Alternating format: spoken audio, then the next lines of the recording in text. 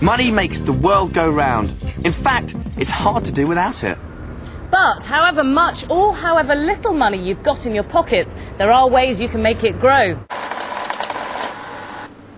Can I pay £20 into my account, please?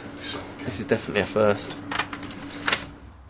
And when money is deposited in a savings account at a bank, it starts to earn interest. I'm at one of the UK's biggest banks, and inside here are the computers responsible for doing all the sums.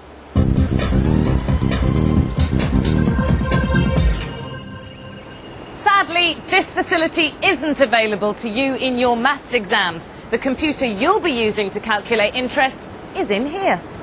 In maths, there are two types of interest you need to know about: simple interest and compound interest. You also need to be able to calculate the amount of interest earned after several years, not just after the one. As the name suggests, simple interest is easiest to calculate. A typical question might be, calculate the interest earned if £50,000 is invested for 3 years at 10% per annum simple interest. You're given three things here: the amount of money you start with, which is £50,000, also known as the principal amount, the length of time it's invested for, which is 3 years, and the interest rate, which is 10%, expressed as a percentage per annum, which simply means per year. To calculate simple interest, first work out the interest after 1 year. After 1 year, the interest is 10% of 50,000, and 10% is 10 hundredths, which is the same as 1/10. Multiply that by 50,000, which is £5,000. Next, you need to multiply that by the number of years you're investing the money for, which is 3 years. So £5,000 multiplied by 3, which is £15,000. You might get asked a question like this in maths, but in reality, banks don't work this way. They use compound interest. Compound interest gives you more, but it's also more complicated to work out. You need to work it out year by year. So to calculate the interest earned if £50,000 is invested for 3 years at 10% per annum compound interest, well, in true maths for real style, it helps to use a table. In the first year, the principal is £50,000. So the interest earned is 10 hundredths, or a tenth, of 50,000, which is £5,000. But here's the difference. You then add the interest earned to the original amount, the original principal, which is £55,000. So 55,000 then becomes the new principal at the beginning of year 2. So in the second year, the interest earned is 10 hundredths, or a tenth, of 55,000, which is 5,500. You then add 5,500 to 55,000, and you get 60,500. So 60,500 is the new principal at the beginning of year 3. We then work out the interest, as before. So we get the final amount is 66,550. Remember, Jamie and I started with the same principal and the same interest rate. So, how does the amount of simple interest earned after 3 years compare to the amount of compound interest earned? The total compound interest is 66,550 minus the original principal of 50,000, which is 16,550. Compared to £15,000 with simple interest. I think you'll find that I win.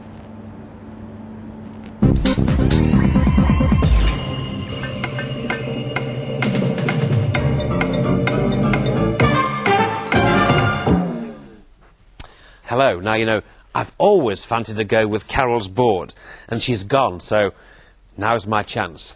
And here's a Maths for Real top tip for calculating a percentage increase.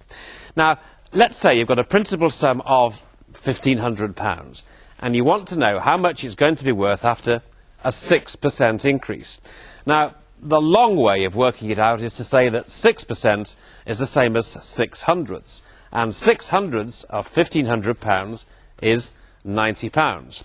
And so, after a 6% increase, the new principal is £1,590. But here's a useful shortcut to calculate the new principal in one single step.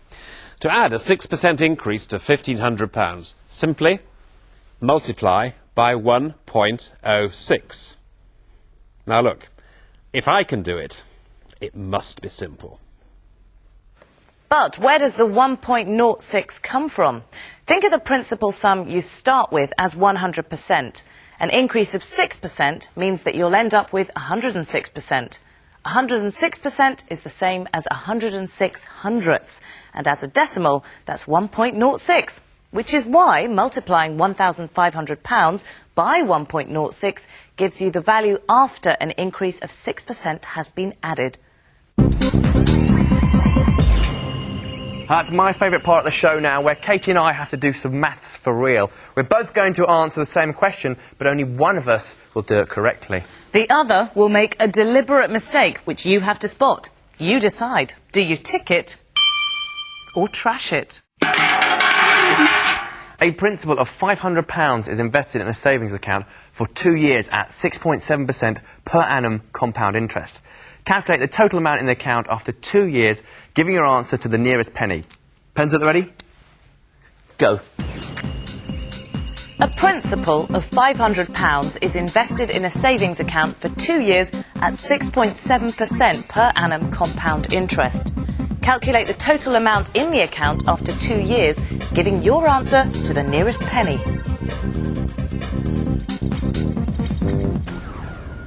To find the amount of interest after 1 year, I multiplied 500 by 6.7 hundredths, which is 33.5 or £33.50. So after 2 years, the total interest will be £33.50 multiplied by 2, which is 67. So the total amount in the account after 2 years is 500 plus 67, which is £567. To find the new principal after an increase of 6.7%, I decided that I needed to multiply £500 by 1.067. So after 1 year, the new principal was £533.50. A further multiplication by 1.067 gave me the total after 2 years, which is £569.24 to the nearest penny. So whose working should you tick and who should you trash? Did you spot the deliberate mistake? Was Jamie right with an answer of £567? Or was Katie right with an answer of £569.24? OK, I was wrong. My mistake was forgetting that with compound interest, the interest earned is added to the principal at the end of each year. What I've calculated here is the total using simple interest. The method I used is ideal for answering a question about compound interest over several years. But be careful. If this question had been about simple interest over several years, this method wouldn't have helped. Katie, do you know money and banks are like, well, Posh and Becks? Or Richard and Judy? Or Tom and Jerry then? Because you can hardly have one without the other. Yeah, but the tricky thing is to work out how banks can afford to pay you interest. Well, they can do that because banks act in the middle between the customers who are savers and the customers who are borrowers. When you save money, you earn interest, so the banks pay you. When you borrow money, you pay interest into the bank. Show me the money. Say Katie borrows £1,000 and the interest rate is 8% per annum. That means after a year, as well as paying back the loan, Katie also has to pay the bank an additional £80. Say Jamie saves £1,000 at the bank with an interest rate of 5% per annum. After a year, Jamie gets back his original £1,000 plus the £50 interest he's earned. So overall, the bank makes £30. Banks make money by having different rates for borrowing and saving, and so make a profit on the difference. Borrowing money from the bank is the only way some of the world's poorest countries can survive. But like any loan, if you get behind with the repayments, the debt can quickly build up. For many developing countries, ever-increasing debts have led to ever-increasing poverty. How did these poor countries get into so much debt? In the late 1970s, a lot of money was made available at low interest rates to third world countries. And because they needed then, as now, to spend money on health and education, they took up these loans. But shortly afterwards, the interest rates rose and most of the world went into recession, which hit third world countries hard. And as a result, they were unable to pay back the loans, which spiraled out of control. What sort of size were the initial loans and how much bigger are they now? Initially, hundreds of billions of dollars were lent to third world countries. Right now, with additional loans and interest rate growths, the total debt is about $2,500 billion. Now, many people are poorer now than they were then, so there's no hope they're going to pay this back. If there's ever going to be any improvements and prosperity in third world countries, their debt has to be cancelled, and that's what we're trying to achieve. Compound interest is partly responsible for making loans so difficult to pay off. For example, if a country borrowed £85 million at an interest rate of 5% per annum, how long would it take for that debt to rise above £100 million if no repayments were made? For each year, an increase of 5% means multiplying the principal sum by 1.05. After 1 year, 85 million multiplied by 1.05